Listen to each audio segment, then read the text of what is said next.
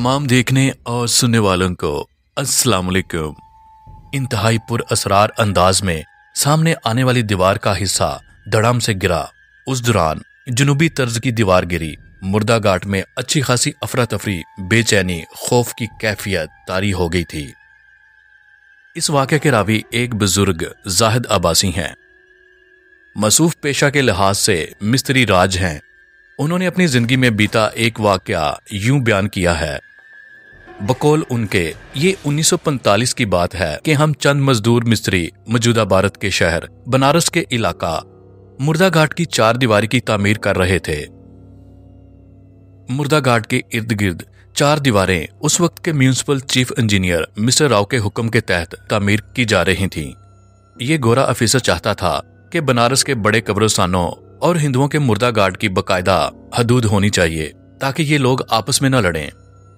Mister Rao ने पहले मरहला में बड़े मुर्दा घाट और हकीमिया कब्रिस्तान के लिए एक बड़ा बजट मुख्तसस किया था, लेकिन ज्यादा बजट मुर्दा घाट के लिए मखसूस किया गया था। बकौल जाहिद अब्बासी के हम मजदूरों मिस्त्रियों ने बड़ी मजबूत एक 4 दीवारी मुर्दा घाट के इर्द गिर्द बना दी थी, जो कि 5 रोज में मुकम्मल हुई थी।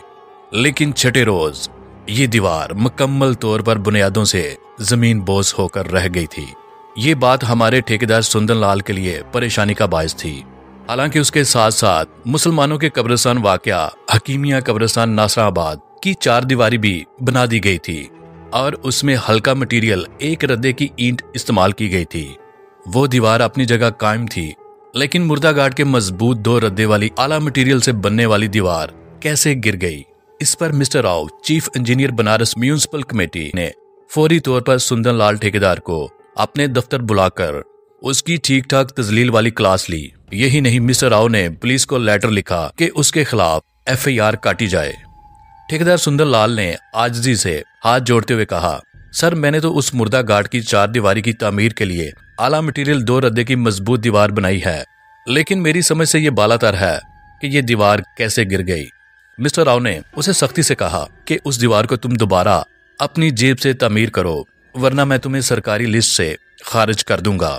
यही नहीं, मैं तुम्हें फ्रॉड, बेईमानी के जुराइम में मुलव्वस करके पुलिस के हवाला करूंगा। उस जमाना में किसी सरकारी ठेकेदारी में फ्रॉड, बेईमानी की कम अज कम 4 साल सजा, बीमा बारी जुर्माना हुआ करता था और इस किस्म के केसों के फैसले जल्दी हुआ करते थे। सुंदर लाल ठेकेदार गोरे चीफ ऑफिसर मिस्टर राव के सामने रोने पीटने लगा। उसने मिस्टर राव से वादा किया कि वो दीवार अगले 4 रोज में नए सिरे से बनवा देगा। सुंदर लाल ठेकेदार ने अपनी जेब से उस जमाना में 1200 रुपए उस मुर्दा घाट की दीवार पर खर्च किए, जबकि हम मजदूरों मिस्त्रियों ने दिन रात करके बड़ी एहतियात से उस मुर्दा घाट के इर्द गिर्द 4 दीवारी बनाई, जो कि 5 रोज में मुकम्मल हुई। जब दीवार मुकम्मल हुई तो अगली सुबह सुंदर लाल ठेकेदार ने उस दीवार को मिस्टर राव को दिखाना था। वो अपने तौर पर बहुत खुश था कि उसकी कारकर्दगी देखकर मिस्टर राव बहुत खुश होगा, लेकिन बदकिस्मती से उसकी खुश इत्मीनानी उस वक्त रायगा हो गई जब उसे अली अल सुबह ये इतला दी गई कि मुर्दा घाट में नए सिरे से बनाने वाली दीवार फिर से जमीन बोझ हो गई है।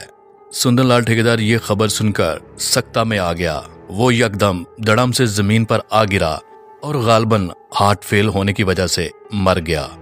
हालांकि सुंदर लाल एक तजर्बाकार और पुराना माहिर तमीर ठेकेदार मिस्त्री था। उसका ये पेशा अबाई था। चीफ इंजीनियर मिस्टर राव ने फौरी तौर पर उस मुर्दा घाट में गिरी हुई दीवार का मुआयना किया और उसके साथ शहर के चंद माहिर तामीरात भी थे, जिनमें मोहली राम भी शामिल था। ये एक महंगा ठेकेदार था। उसे मिस्टर राव ने खसूसी तौर पर मुर्दा घाट की दोबारा गिरने वाली दीवार का असल सबब समझने के लिए बुलवाया था। मोहली राम ने मुर्दा घाट का तफसीली तौर पर काफी देर तक मुआयना किया था। उसने अपनी राय देते हुए कहा कि मेरे इल्म के मुताबिक सुंदर लाल ने इस मुर्दा घाट की 4 दीवारी मियारी और अच्छे माहराना अंदाज से बनाई है, लेकिन मुझे ये समझ नहीं आ रहा कि बिलाखिर ये दीवार कैसे गिरी। मिस्टर राव ने उससे पूछा कि अब किस तरह तीसरी बार ये दीवार बनाई जाए।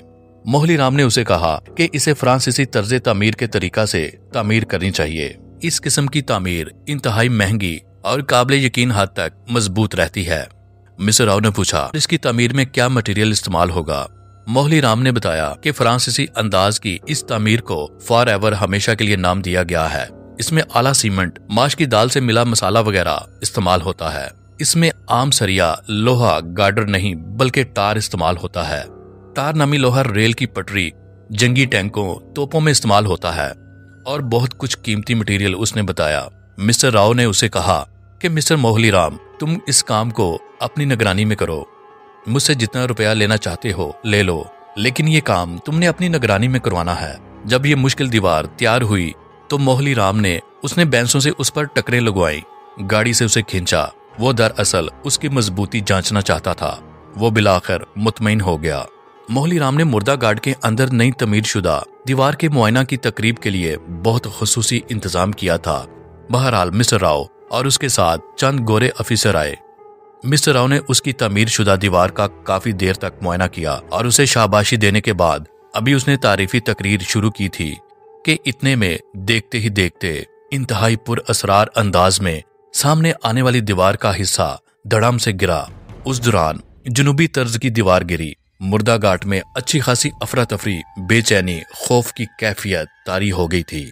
इसी नागुफ्ता पुरअसरार वाकया में मोहली राम के सर में न जाने कहां से एक ईंट का आधा हिस्सा आया और उसके सर से बुरी तरह टकराया।